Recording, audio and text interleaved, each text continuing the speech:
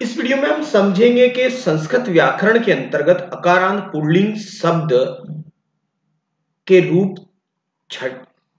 तीनों वचनों और सातों विभक्ति में किस तरह से चलती हैं, ये हम समझेंगे। क्या उसके लिए ट्रिक है वो भी मैं आपको बताऊंगा। ठीक है, तो यहां से आप देख रहे हैं प्रथमा में है जो पुल्लिंग की पहचान ये है कि पुल्लिंग में जब आप प्रथमा एक वचन लिखते हैं तो उसमें बाद में विसर्ग आते हैं। जैसे इसमें आया बालकः, ये प्रथमा एक वचन है बालकः।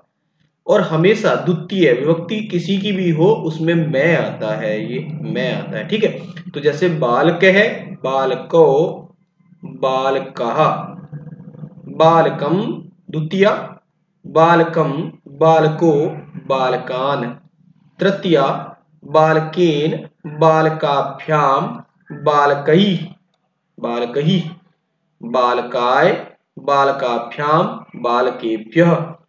पंचमी बालकात् बालकाभ्याम, बालकेभ्यः। षष्ठी बालकस्य बालकयो, बालकानां। सप्तमी बालके बालकयो, बालकेषु। संबोधनम हे बालक, हे बालको, हे बालकः। अब जो जितने भी पुल्लिंग होते हैं उनके रूप इसी तरह से चलते हैं, मगर एक बात ध्यान रखने की है। पुल्लिंग के और मैं शब्द आपको बता देता हूं, जैसे शिक्षक, यदि हम शिक्षक ले पुल्लिंग है। समय, शिक्षक, लेख, पाठ, लोक, वृक्ष, आकाश, ये सब क्या है? पुल्लिंग है। ठीक है, ये सब क्या है? पुल्लिंग है। तो इनके रूप बालक की तरह से ही चलेंगे। मगर यदि हम ले राम, राम भी क्या है? पुल्लिंग है। मगर पुल्लिंग में इस बात का हमें ध्यान रखना है, जिन शब्द में पुल्लिंग में रिरी, रे, रिरी, रे, श, इनके बाद में रिरी रे श के बाद में यदि न आता है, क्या आता है? न आता है तो वहां तृतीया विभक्ति में, यहां तृतीया विभक्ति में यहां, और न के स्थान पर क्या हो जाता है?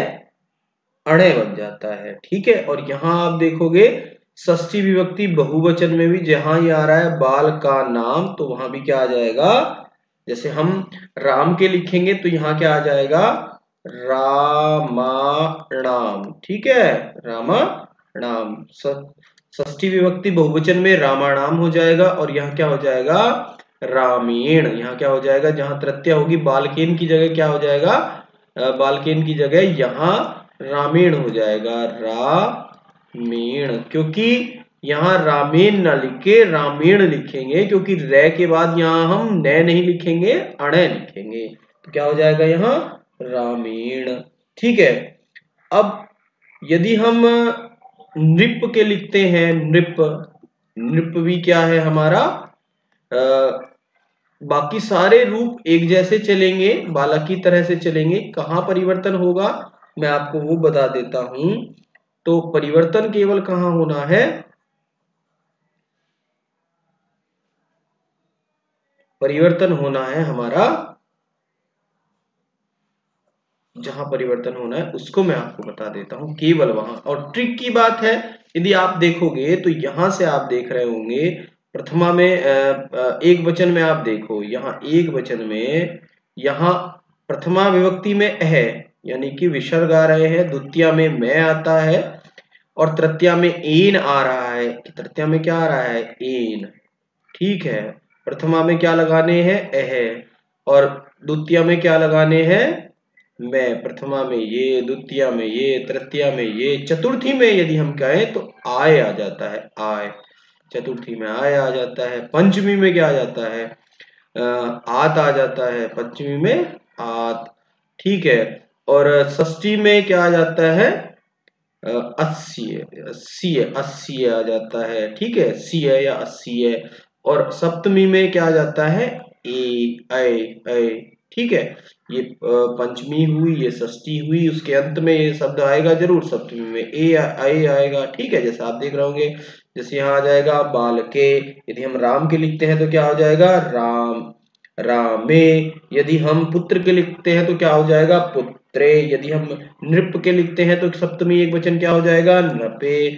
तो आप ये समझ गए होंगे किस तरह से बालक के रूप चल रहे हैं या राम के रूप चल रहे हैं या अकारांत पुल्लिंग के रूप चल रहे हैं, शब्द रूप कैसे चल रहे हैं ये आप समझ गए होंगे। और यहाँ जहां मेन ध्यान देने वाली बात है, तृतीया में परिवर्तन है। यहाँ तृतीया में अकारांत में आई आता है, तो जैसे क्या आया है, जैसे आएगा रामई, रामही।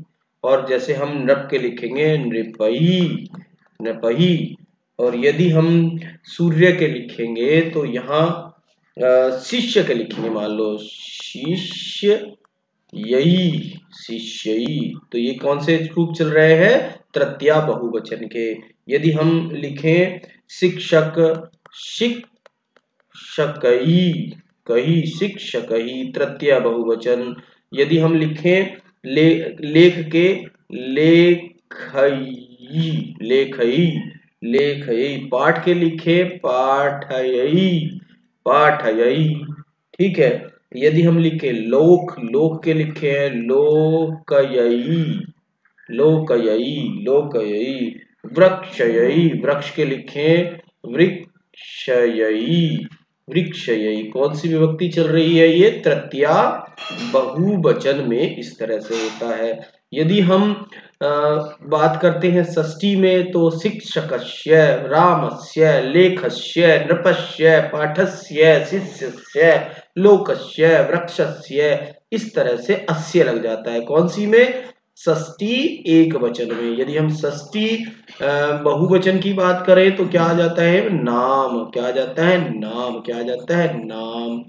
मगर इसमें न का अणय कब होता है, जब हमारे पास क्या रहता है, रिरी रे या शय के बाद क्या आता है, न आए। ठीक है। तो ये क्या हो जाता है, अणय बनता है न की जगह। जैसे हमने अभी आपको बताया था राम, तो राम में क्या आ जाएगा, रामाणाम, रामा नाम। ठीक है, रामाणाम, षष्ठी बहुवचन। ठीक। और बताते हैं जैसे नृपाणाम,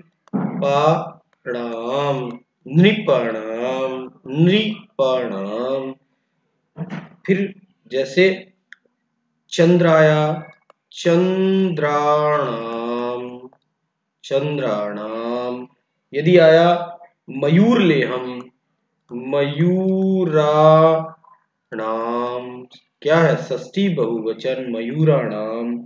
यदि हम यहाँ फिर एक और शब्द ले, धर्म ले, धर्म, धर्माणाम, धर्माणाम, षष्ठी बहुवचन, धर्माणाम भी।